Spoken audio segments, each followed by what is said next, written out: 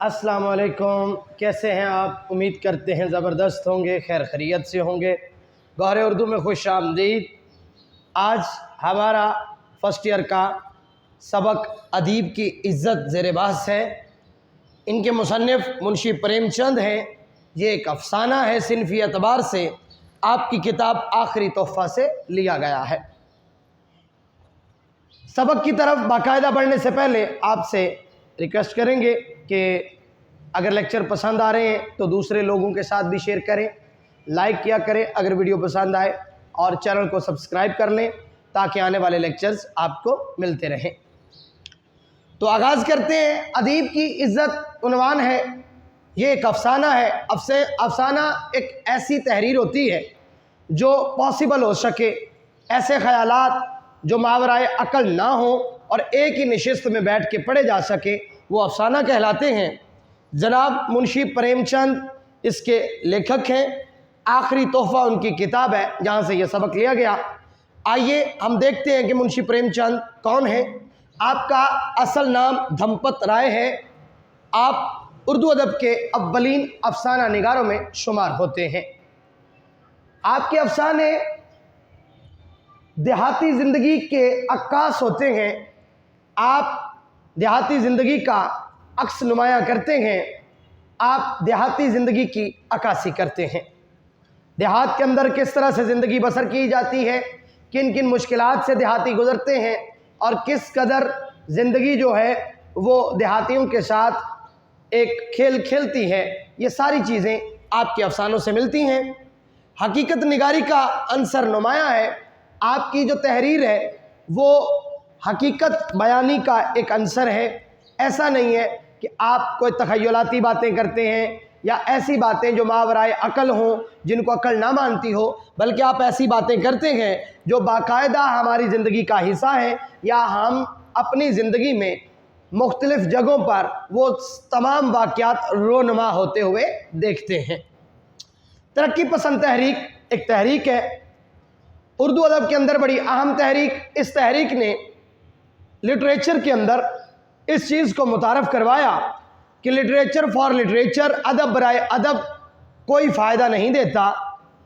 अगर आप लबो रुखसार महबूब से मिलन और विछोड़े की बातें करते रहेंगे तो ये कोई सीख नहीं है, इससे अदब का कोई मकसद नहीं रहता, बल्कि अदब को किसी मकसद के लिए इस्तेमाल किया जाए।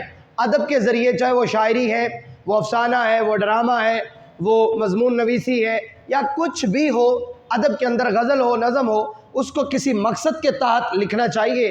उसमें कोई पैगाम हो, उसमें कोई मकसद हो। तो जनाब धम्पत राय यानी कि मुंशी प्रेमचंद तरक्की पसंद तहरीक से वाबस्ता रहे, और आपके लिटरेचर के अंदर भी यही चीज़ें हमको मिलती हैं। आपने सोज़े वतन, ज़ादे राह, प्रेम पच्चसी और प्रेम चालसी, इसी तरह से बहुत सारी आपने जो किताबें हैं वो लिखी हैं, जिनके अंदर आपके अफ़साने बेशुमार मिलते हैं। कफन और इसी तरह से बहुत सारे अहम अफ़साने हैं, आप ज़रूर इनको रीड आउट करें। आज का जो अफ़साना है वो अदीब की इज़्ज़त है। टाइटल नेम हमारे पास पेपर के अंदर आपको अगर उन्वान पूछता है तो अदीब की इज़्ज़त है।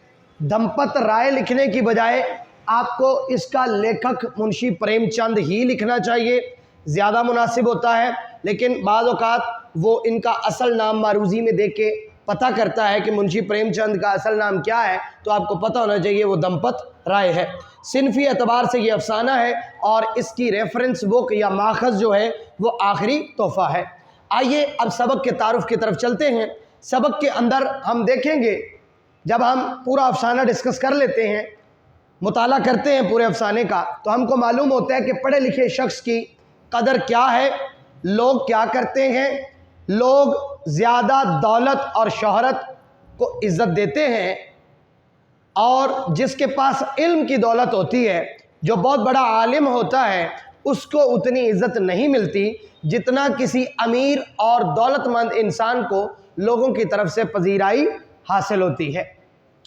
इस सबक के मुताले के बाद हमको ये समझ आएगी कि अदीब जो होते हैं वो किस कदर बेनियाज होते हैं, वो बेपरवाह होते हैं इस बात से कि दूसरे लोग उनके बारे में क्या सोचते हैं, क्योंकि वो ये समझते हैं کہ ان کا جو مزاج ہے وہ عام لوگ نہیں سمجھ سکتے، اس لیے وہ لوگوں کی پرواہ نہیں کرتے ہیں۔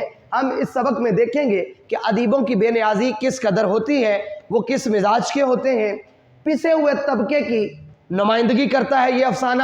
اس افسانے میں ہم کو پتہ چلے گا کہ غریب ہینڈ ٹو ماؤتھ ہوتا ہے اپنے گھر میں، اور اگر وہ غیرت مند ہو تو ساری زندگی کسی کو سمجھ نہیں آنے دیتا، وہ سفید پوشی میں گزار دیتا ہے، مگر لوگوں کے سامنے ہاتھ پھیلانا یا لوگوں کو اپنا آپ دکھانا وہ کسی طور بھی مناسب نہیں سمجھتا۔ اس کے اندر ہم کو سمجھ آتی ہے، جتنے بھی منشی پریم چند کے افسانے ہیں، کہ غریبوں کی زندگی بڑی مشکل ہوتی ہے، پسے ہوئے طبقے کی نمائندگی کرتے ہیں آپ کے افسانے، اور یہ افسانہ بھی پسے ہوئے طبقے کی ایک جھلک دکھائے گا کہ جو لوگ بہت غریب ہوتے ہیں ان کی زندگی کیسے مشکل ہوتی ہے، ان کو کن کن مشکلات کا سامنا کرنا پڑتا ہے۔ اعزاز و احترام کی بھوک کی بات کریں گے۔ اس پورے افسانے سے ہم کو معلوم یہ بھی پڑتا ہے کہ چاہے کوئی بھی انسان ہو، وہ عالم ہو، وہ عام انسان ہو، وہ خاص انسان ہو، وہ ادیب ہو، وہ کوئی امیر ہو، وہ راجہ ہو، مہاراجہ ہو، ہر کوئی یہ چاہتا ہے کہ اس کا احترام کیا جائے، اس کی شہرت ہو۔ ہر انسان شہرت کا بھوکا ہوتا ہے، ہر انسان کو یہ خواہش ہے کہ وہ جانا جائے اچھے نام سے، اچھے مقام سے، اور اس کے پاس جو لوگ ہوں وہ اس کو بڑی قدر کی نظر سے دیکھیں۔ اس سبق سے یہ بھی ہم کو معلوم ہوتا ہے۔ یہ سبق سرمایہ دارانہ نظام پر تنقیس بھی کرتا ہے، نقص نکالتا ہے کہ جاگیردارانہ نظام جو ہے، یہ جو سسٹم ہے، یہ کس قدر تکلیف دہ ہے عام لوگوں کے لیے، کتنی خرابیاں ہیں معاشرے میں اس کی وجہ سے، اور اسی طرح سے اس کی مختلف برائیاں جو ہیں ہم اس سبق کے اندر دیکھیں گے۔ آخر میں سبق کے منظر نگاری ہے بڑی خوبصورت قسم کی، اور زبان کس قدر ہماری لائف کے اندر، ہماری زندگی کے اندر اہمیت رکھتی ہے، یہ بھی ہم دیکھیں گے اس سبق میں کہ زبان کی حاکمیت کس قدر ہوتی ہے، ایک لینگویج اپنے دور میں اپنے معاشرے کے اندر کس قدر امپورٹنٹ رول ایکٹ کرتی ہے، ہم یہ انشاءاللہ اس سبق کے اندر دیکھیں گے۔ آخر میں اہل سخن کی قدر و منزلت کے اوپر بحث ہوگی کہ لوگ جو سخنور حضرات کی قدر کرنے والے ہوتے ہیں وہ ان کے بارے میں کیسا سوچتے ہیں، وہ ان کو کس قدر عظیم خیال کرتے ہیں، اور ادبی جو خدمت ہوتی ہے یہی سرمایہ ہے زندگی کا۔ ہم اس سبق کے اندر انشاءاللہ یہ ساری چیزیں سیکھیں گے۔ آج آپ کو سمجھ آ گئی ہوگی، امید ہے، کہ دھمپت رائے کس قسم کا انسان ہے، کیسا اس کا لٹریچر ہے، اور یہ سبق کس غرض سے لکھا گیا ہے، اس کے اندر کون کون سی چیزیں بیان کی گئی ہیں، افسانہ کسے کہتے ہیں، دوبارہ سمجھیں۔ ایسی گفتگو، ایسی تحریر جو خواہ وہ تخیلاتی ہو یا سچ پہ مبنی ہو، مگر وہ پاسبل ہو، امپاسبل نہ ہو، خیال بھی ہو، کسی کا تصور بھی ہو، لیکن پاسبل ہو سکتا ہو، ماورائے عقل نہ ہو، ایسی باتیں نہ ہو جس کو عقل مانتی نہ ہو یا امپاسبل ہو، ٹھیک ہے۔ تو وہ ایک ہی نشست میں بیٹھ کے اگر پڑھ لیں، شارٹ سی سٹوری ہو تو وہ افسانہ ہوتا ہے، لانگ ہو جائے تو ناول ہو جاتا ہے۔ اسی طرح سے لانگ ہو اور جھوٹ پہ مبنی ہو اور امپاسبل ہو تو داستان ہوتی ہے۔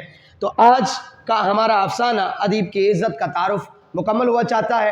انشاءاللہ اگلے لیکچر میں دوبارہ بات ہوگی، تب تک کے لیے اجازت دیجیے، اللہ نگہبان۔